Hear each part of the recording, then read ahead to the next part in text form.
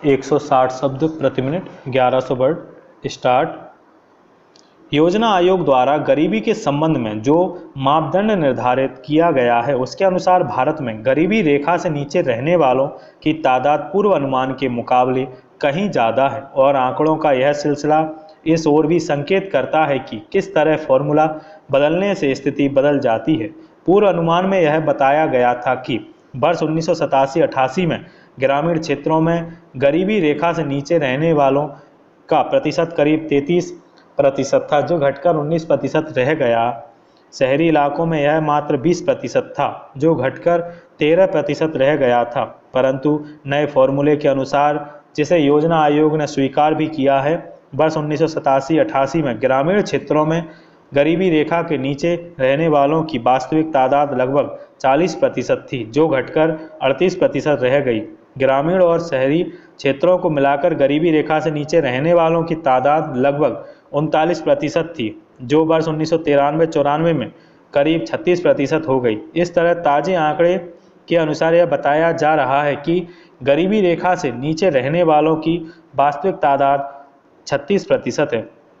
नए फॉर्मूले में हालांकि जीवन स्तर में कोई परिवर्तन नहीं किया गया है, लेकिन रुपए की घटती हुई वास्तविक कीमत और लोगों की वास्तविक क्रय शक्ति में गिरावट को जरूर ध्यान में रखा गया है। हालांकि वित्त मंत्री और कृषि मंत्री ने अपने अपने स्तर से नए फॉर्मूले का विरोध किया है, लेकिन प्रधानमंत्री ने कहा कि हम गरीबी के लिए विशेष कार्यक्रम शुरू करने का वचन संसद को दे चुके हैं, इसलिए अब हम अपने आश्वासन से पीछे नहीं हट सकते।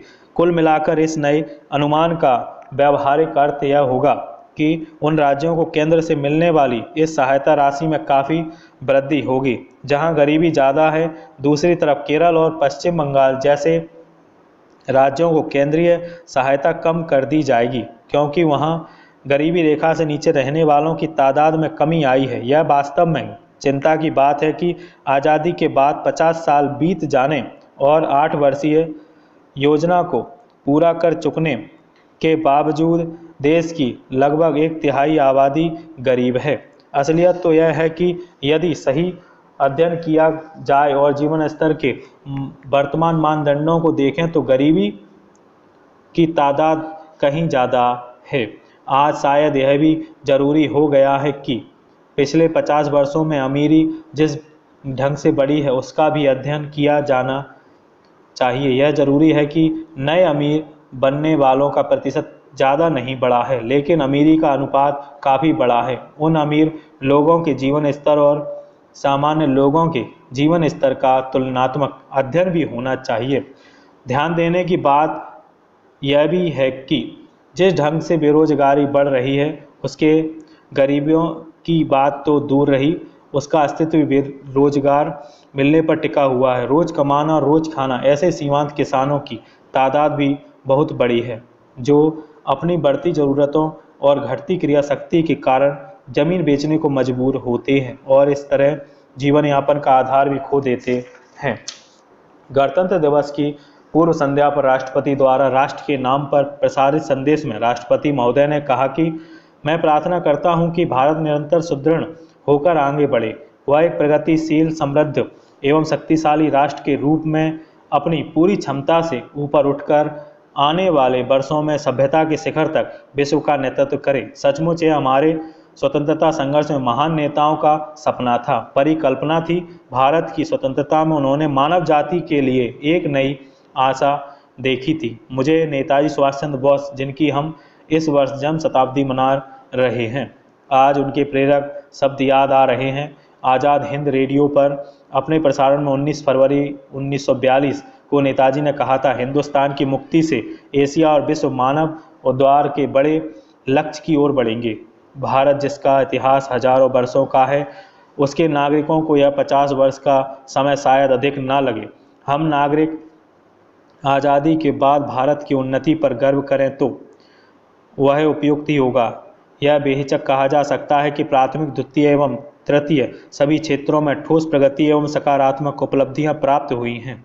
हमारे देश ने संघीय प्रणाली के अंतर्गत संसदीय शासन पद्धति से काम करने का करीब 5 दशकों के अनुभव प्राप्त किया है। दयनीय गरीबी, भुखमरी, बीमारियां तथा अज्ञानता से अनेक लोग पीड़ित हैं। हमारी नीति और कार्यक्रम की उपयुक्त और प्रभावशीलता पर प्रश्न चिन्ह लगाती हैं। कमजोर वर्ग के लोगों और महिलाओं के विरुद्ध अपराध, हिंसा तथा धमकियों जैसी कार्यवाही एक समतावादी समाज बनाने के हमारे दावे को चुनौती देती हैं। विकास के लाभ का पर्याप्त भाग हमारी बढ़ती हुई जनसंख्या, विशाल देश में समान वितरण के कार्य में अंतर्निहित जटिलता के कारण निरस्त हो सकता है। 7 दशकों से भी अधिक पहले महात्मा गांधी ने हमें 7 सामाजिक विकृतियों के प्रति सावधान किया था।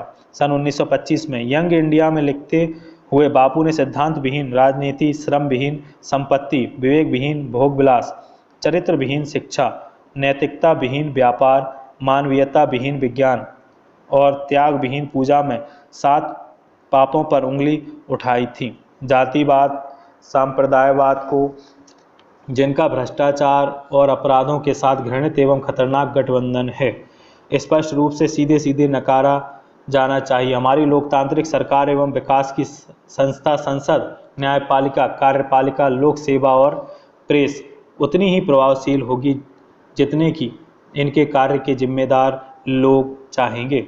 अपनी संस्थाओं का पतन से बचाने, उन्हें शक्तिशाली बनाने तथा उन्हें लोगों की आकांक्षाओं के अनुरूप अधिक उत्तरदायी एवं सक्षम बनाने के लिए हमें उनमें राष्ट्रभक्ति का उत्साह, प्रतिबद्धता, समर्पण, निष्ठा और निस्वार्थ सेवा की भावना लानी होगी, जो हमारे स्वतंत्रता संघर्ष की भावना लानी होगी, जो हमारे स्वतंत्रता संघर्ष की भावना रही है। इस पुण्य बेला पर हम अपने राष्ट्रीय संकल्प को दोहराएं, अपनी मातृभूमि के लिए स्वयं को समर्पित करने की प्रतिज्ञा करें। भाइयों और बहनों, देशवासियों, विवेक हमारा मार्ग प्रशस्त करे। प्रत्येक नागरिक ज्ञानवान हो और वह अपने पड़ोसी का मित्र बने।